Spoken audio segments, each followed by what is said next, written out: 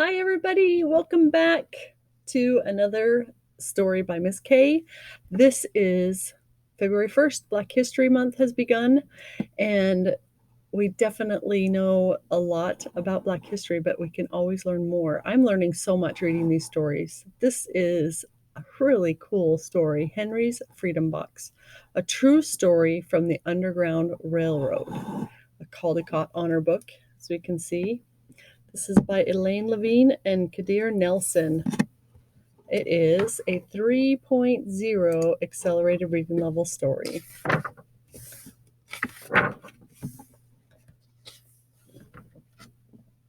Henry Brown wasn't sure how old he was.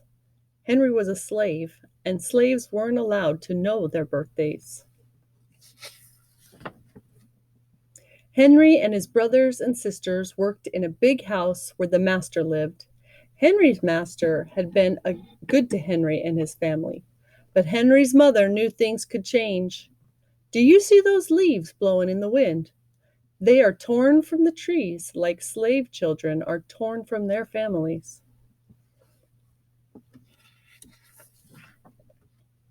One morning the master called for Henry and his mother. They climbed the wide staircase. The master lay in bed with his head above the quilt. He was very ill. He beckoned them to come closer. Some slaves were freed by their owners. Henry's heart beat fast. Maybe the master would set him free. But the master said, "You are a good worker, Henry. I am giving you to my son. You must obey him and never tell a lie." Henry nodded, but he didn't say thank you. That would have been a lie. Later that day, Henry watched a bird soar high above the trees. Free bird! Happy bird! Henry thought. Henry said goodbye to his family. He looked across the field. The leaves swirled in the wind. Henry worked in his new master's factory. He was good at his job. Do not tear the tobacco leaf, the boss yelled at the new boy. He poked the boy with a stick. If you made a mistake, the boss would beat you. Henry was lonely. One day he met Nancy, who was shopping for her mistress. They walked and talked and agreed to meet again.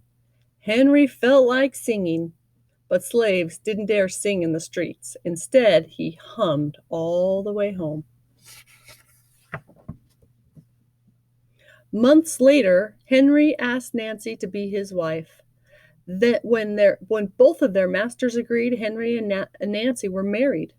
Soon there was a little baby, then another and another. Henry knew they were very lucky. They lived together, even though they had different masters.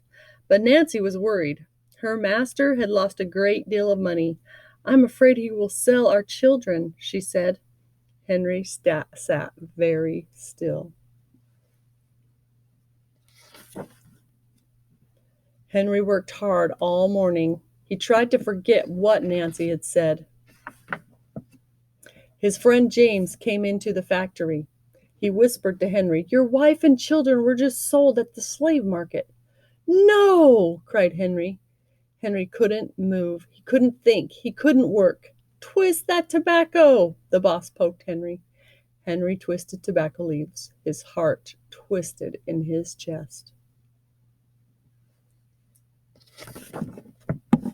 At lunchtime, Henry rushed to the center of town. A large group of slaves was tied together. The owner shouted at them. Henry looked for his family. "Father! Father!" Henry watched his children disappear down the road. Where was Nancy? He saw her the same moment she saw him. When he wiped away his tears, Nancy too was gone.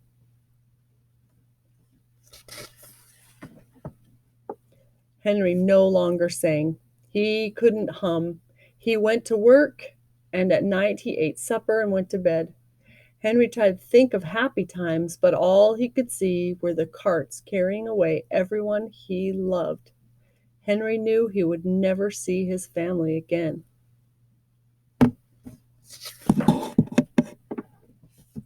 Many weeks passed. One morning, Henry heard singing. A little bird flew out of a tree into the open sky, and Henry thought about being free. But how? As he lifted a crate, he knew the answer. He asked James and Dr. Smith to help him. Dr. Smith was a white man who thought slavery was wrong. They met early the next day at an empty warehouse. Henry arrived with a box. "I will mail myself to a place where there is no slaves," he said. James stared at the box and then at Henry. "What if you cough and someone hears you?" "I will cover my mouth and hope," Henry said. Dr. Smith wrote on the box, "To William H. Johnson, Arch Street, Philadelphia, Pennsylvania." Henry would be delivered to a friend in Pennsylvania. Then he printed on the crate in big letters, "This side up with care." Henry needed an excuse to stay home, or the work boss would think he had run off. James pointed to Henry's sore finger, but Henry knew it wasn't bad enough. He opened a bottle of oil of vitriol. "No!" cried James. Henry poured it on his hand. It burned his skin to the bone. Now the boss would have to let him stay home. Dr. Smith bandaged Henry's hand. They arranged to meet the next morning at 4 o'clock. The sun was not up yet when Henry climbed into the box. "Ready?" he said. James nailed down the lid. Dr. Smith and James drove to the station. The railway clerk tipped the box over and nailed a paper to the bottom. Dr. Smith begged the clerk to be careful, but he didn't listen. They threw the box into the baggage car. Hours passed. Henry was lifted up and thrown again, upside down. He heard waves splashing. This must be the steamboat heading for Washington, D.C. The ship rode smoothly, but Henry was still upside down. Blood rushed to his head. His face got hot. His eyes ached. He thought his head would burst, but he was too afraid to move. Someone might hear him. "I'm tired of standing," someone said.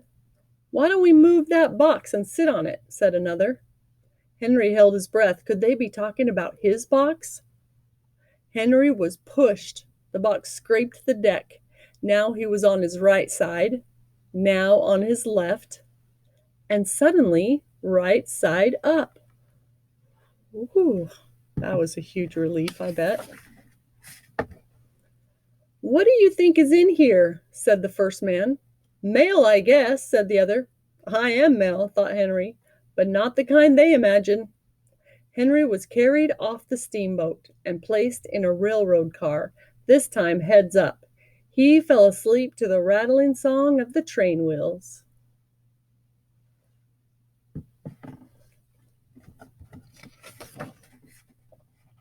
He awoke to a loud knocking. "Henry, are you all right in there?" "All right," he answered. The cover was pried open. Henry stretched and stood up. 4 men smiled at him. "Welcome to Philadelphia." At last, Henry had a birthday, March 30th, 1849, his first day of freedom, and from that day on, he also had a middle name. Everyone called him Henry Box Brown. This is a pretty cool author's note here. In the mid-1800s, there was about 4 million slaves living in the United States. Slaves were owned like tables or cows or wagons. Historians believed between 60,000 to 100,000 slaves escaped to freedom. They traveled on what became known as the Underground Railroad. The Underground Railroad, of course, wasn't a real railroad. It was all the secret ways slaves made their way from the south to the north. The fugitives hid in carts, rode on horseback, walked hundreds of miles through the forest and swamps, and crossed flowing rivers in the summer and ice-bound rivers in the winter. They traveled any way they could to reach freedom. Conductors and station masters hid them and helped them through their journey.